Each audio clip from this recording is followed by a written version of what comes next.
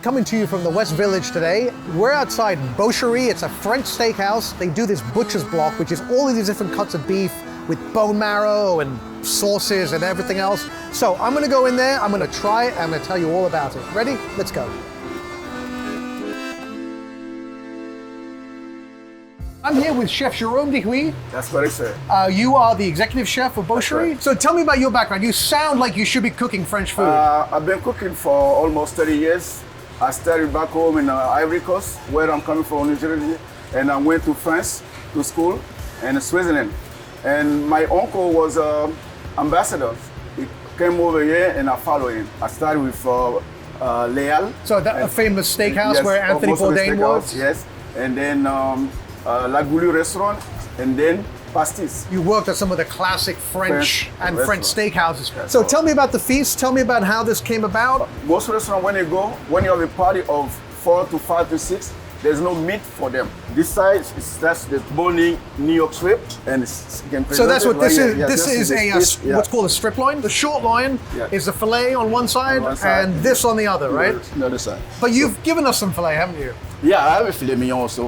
What we're looking at here is the entire tenderloin muscle, right? Yeah. It goes all the way from the short loin, all the way down into the sirloin. We also have a hanger steak. The hanger steak is a great way to get really good steak flavor, great tenderness at a lot less than you'll get from this one. We have a marrow bone also. And these are femur bones. That's right, femur bone. Let's start cooking now, shall we? Okay, yeah, I'm hungry. So we'll fire grill, so I'm gonna put this one. So, what kind of wood do you cook with? It's smoke wood. So this is a dry aged beef. Dry age. Do you dry age it here, or you have? No, we have a meat dry age, which Pat La Feda. Pat is one of the really the top butchers in America. That's correct. Right. Put this on side. Okay.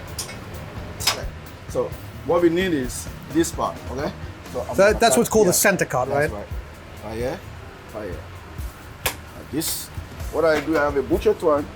You do this to what? To keep the muscle to keep it tender, because if you cook like this, it's gonna be dry inside. Okay, so it keeps everything in the same cylindrical shape, right? Correct. So you'll sear it and then just bring it to temperature in the oven. Correct. Salt, black pepper, and always with the animal fat, right? Yes, you have to clean it. You don't throw the fat out. You run it. Just me and my fillet hanging out. So now it's just about putting a nice crust on this, right? That's correct. Now, So you got a nice sear on it. Sear it, and then oven.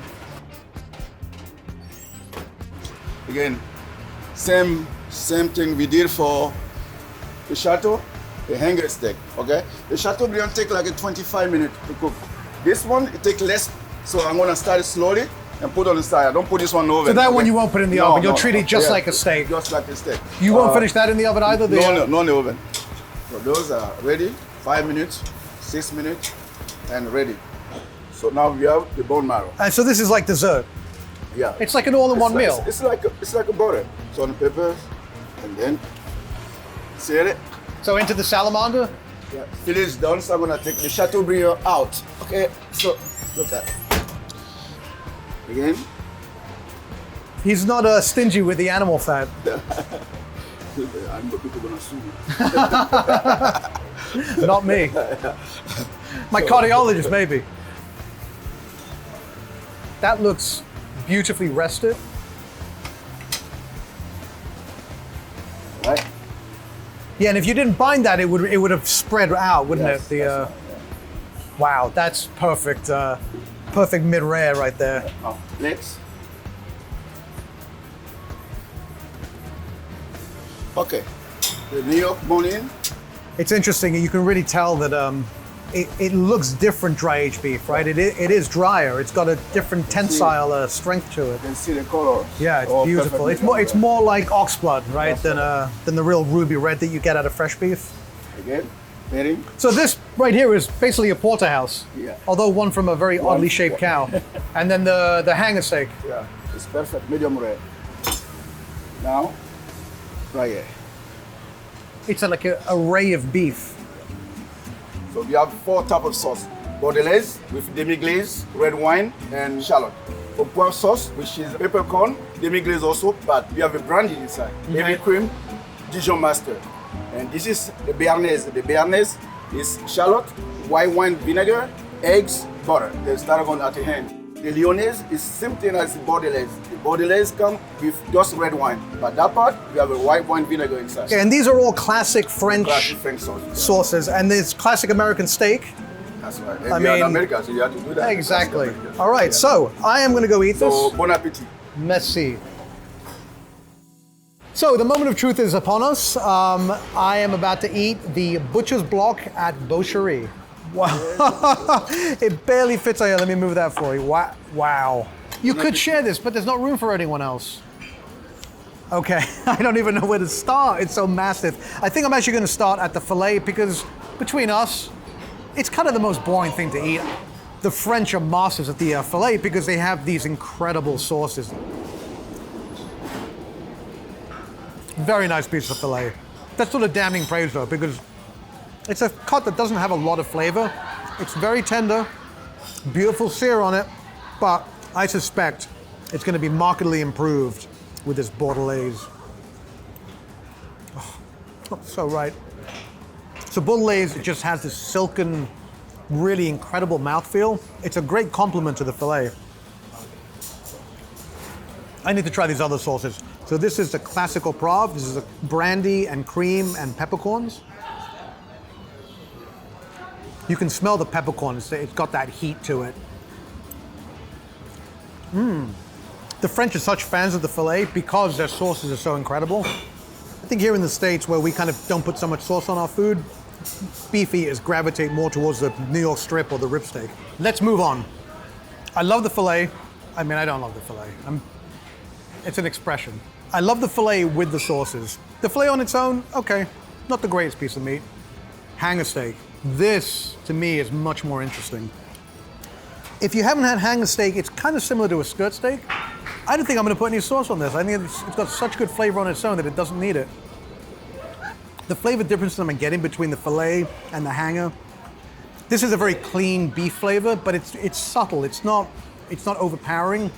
This has a minerality to it. It's like a richness. It's intense. Now, let's move on to the dry age one because I suspect that this will probably be my favorite. I love dry aged beef. Don't know what dry aged beef is? I'm going to give you a 20-second primer.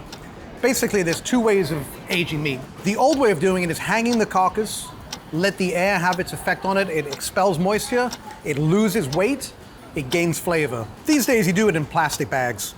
This filet was in a plastic bag. The exact same enzymes that will work in dry aging work in wet aging, except you don't lose any of the moisture. It's all kept in.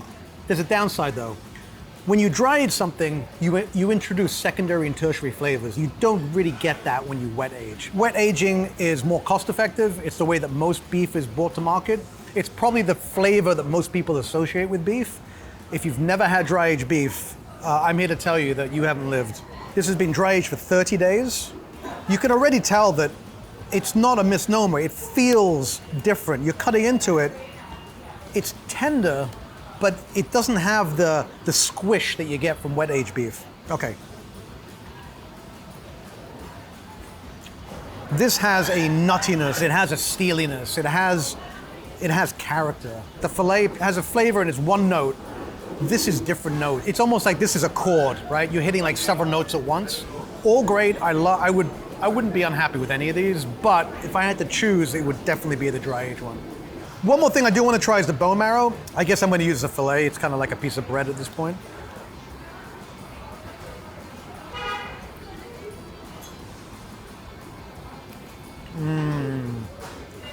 That's pretty intense. The mouthfeel bone marrow is different than any other fat. It creeps. It's weird, you know, like you put butter in your mouth and it's everywhere all at once. This, it's so viscous that it kind of like, it hits the tongue and then it sort of makes its way. And that now it's like enveloping, now I'm feeling it in my throat and the flavor is like, it's intense. I'm gonna have some more. Why not? It's here, it's my job.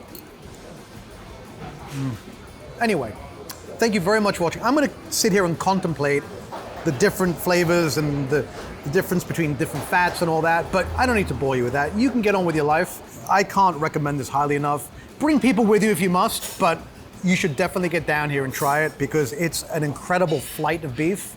Thank you so much for watching. Cheers. See you on the next episode of Meatlife.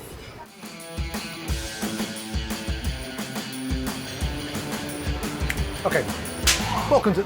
It's fucking cheesy. Sorry about that.